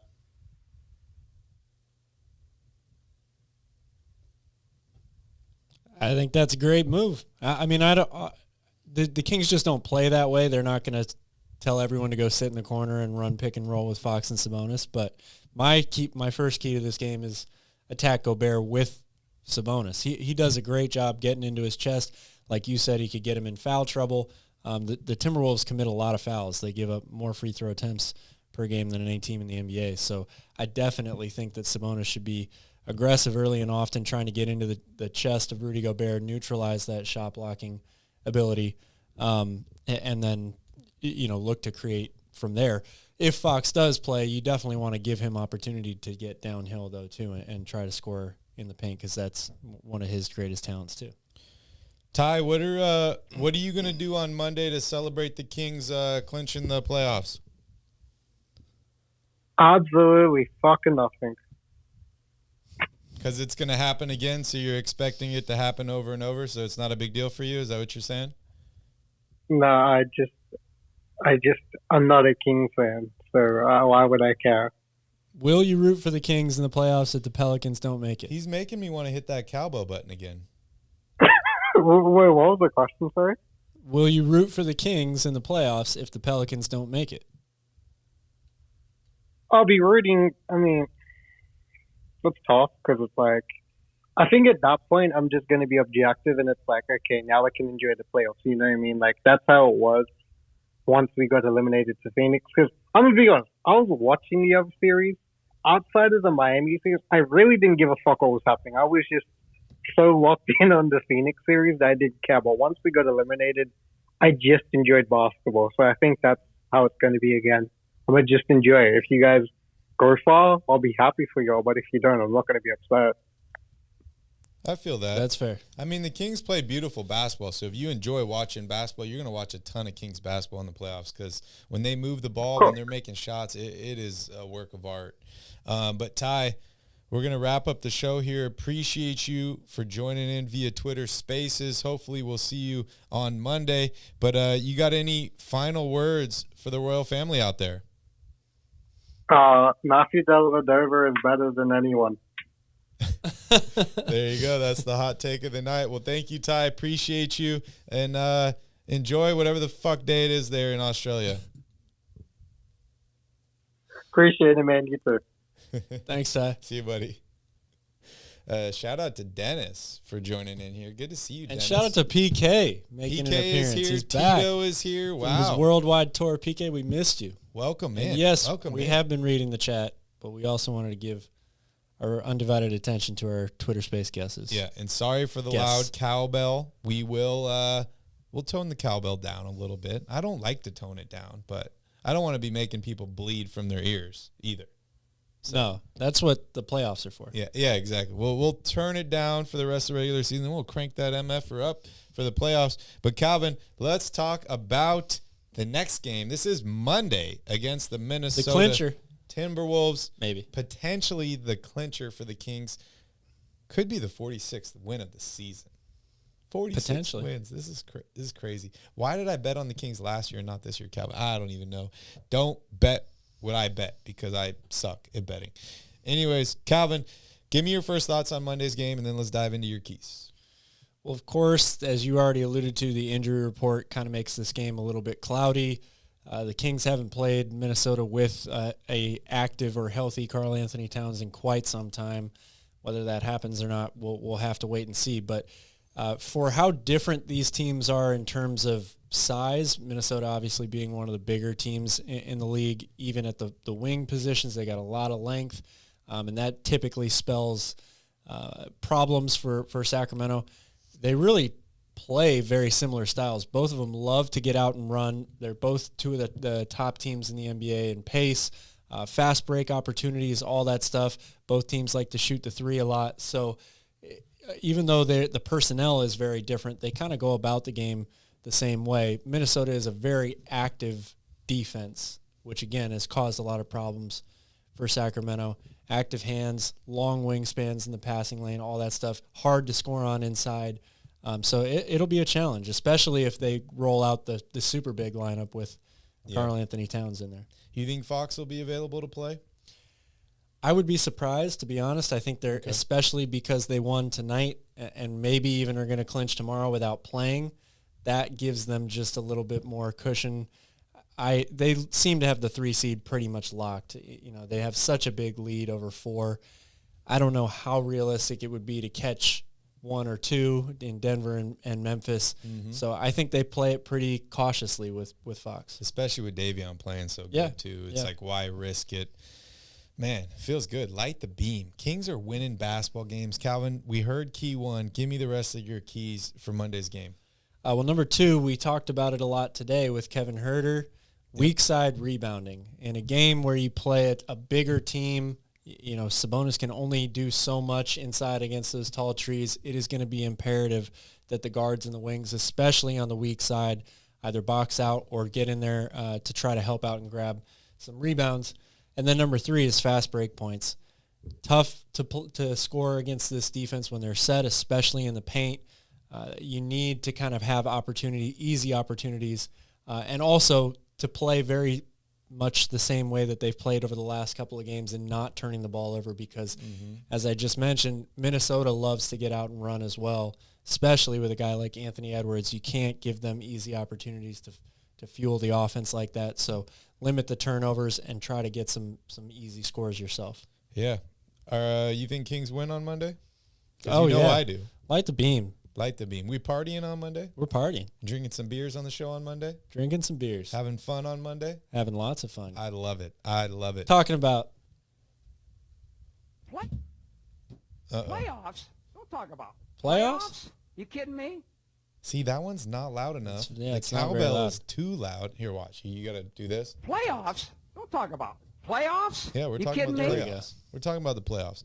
Anyways, thank you all so much for joining in tonight. We love you all so much. Please don't forget to smash up that like button, hit that subscribe button. We will see you all for the party on Monday. Have a wonderful night. In the meantime, go Kings. That's my bouncer right there.